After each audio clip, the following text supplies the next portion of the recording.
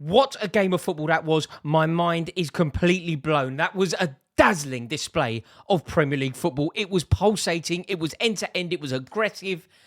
It was dramatic. It was wonderful. And to be totally frank with you, I'm gutted with the result. But we have to credit Arsenal. They were sensational. And Arsenal Football Club are top of the league. And that matters. It's symbolic. It's a statement. It puts pressure on Manchester City as they go away to Nottingham Forest now. So it really does matter. And today was simply amazing from Arsenal. Prior to the game, everything I said about this game was Arteta needs to find a way. This isn't about anything other than accruing the 3 points. It's not about the performance. It's not about the individuals. It's not about the philosophy. It's not about the build. It's not about the process. It's not about nothing. Win the game. Win the game and find a way to win the game. That is all that Mikel Arteta had to do today. He had to come up with the 3 points.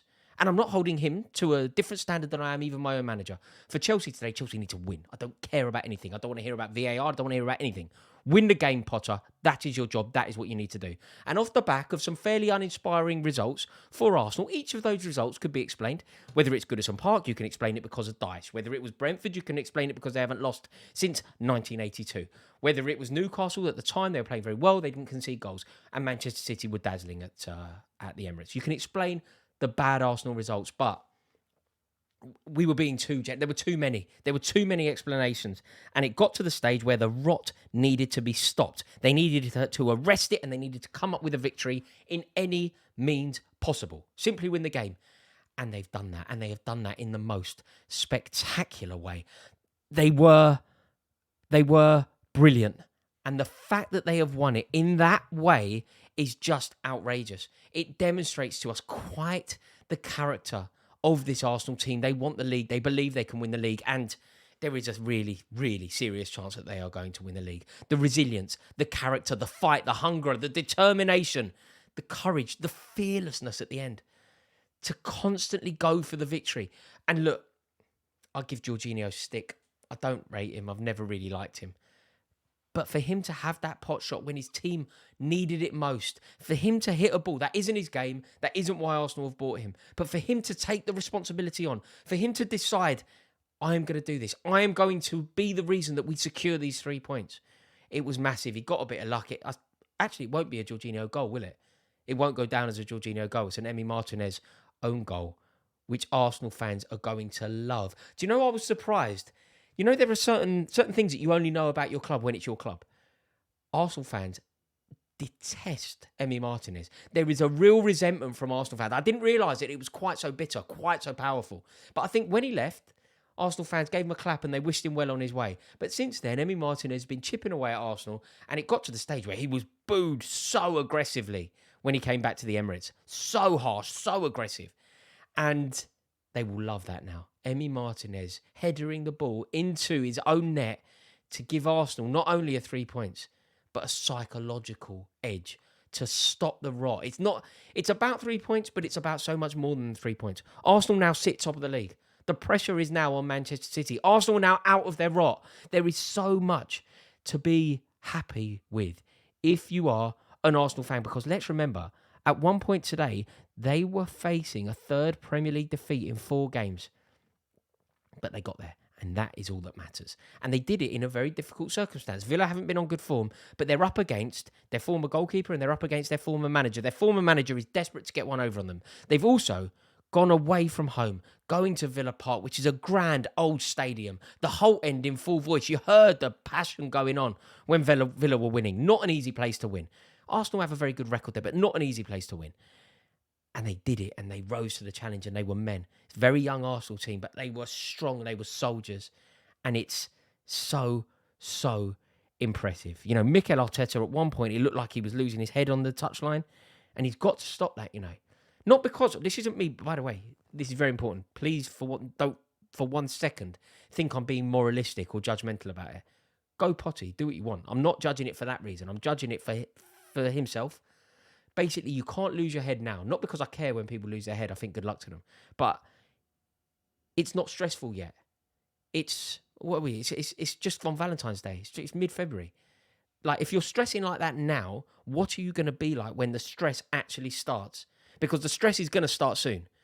Easter. But we're in Feb. It's not even stressful yet. So I think Arteta really does need to put a lid on it. But I understand why he was going so mad, because at one point it looked like it was over. And of all people, it was Odegaard. Can you believe it? Odegaard, I think it was Eddie Nketiah, did so well, played Odegaard in. Odegaard missed what can only be described as an open goal. And for a man of his quality, he is the player that you want that chance to befall. He is the player that you know will score. Eddie Nketiah does really well, robs the defender, plays it across, perfect pass on the penalty spot, keeper to beat, but keeper's out of position, drags it wide. It could have been the moment of the season. You know, you get those moments, season-defining moments. And that moment, Odegaard on the penalty spot at Villa Park, with the Arsenal fans with their hands on their heads in shock, could have been the defining picture of the season. Steven Gerrard's slip. But instead of being Steven Gerrard, Odegaard is not Gerrard. Jorginho instead is potentially Vincent Kompany. Kompany at the King Power Stadium. That is what that goal is. That is what that goal is. I know, by the way, I know Martinelli scored at the end, but do you know what I mean? Like, that was kind of neither here nor there. The Jorginho goal is the goal. And it's so huge. It really is. And the game, I thought, overall, it was a great game. Great game. Glorious game of football. There was some very bad defending. I thought Arsenal for the first goal, Saliba. You know, Matty Cash did well. I thought the first touch from Watkins wasn't very good. Saliba had it in, and then it's in the back of the net.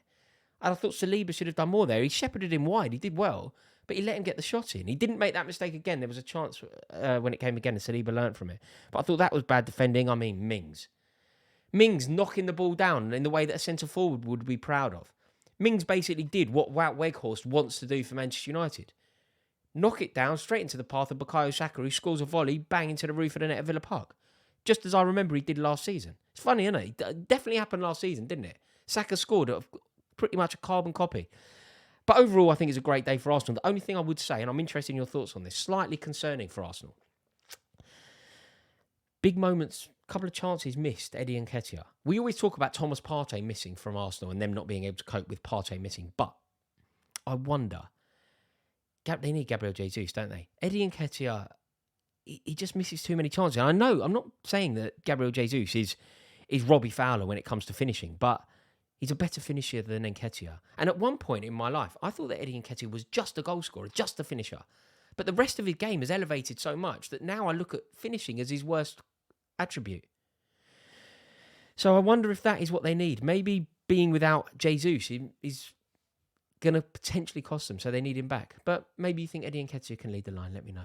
As always, really appreciate you watching this video. Thank you so much for tuning in. If you're new around here, please click subscribe. I would love to welcome you into this community, and it massively helps me out. And if you have enjoyed this video, please give it a like. I'm off to the club now, so I'll see you in a bit. Ta-da.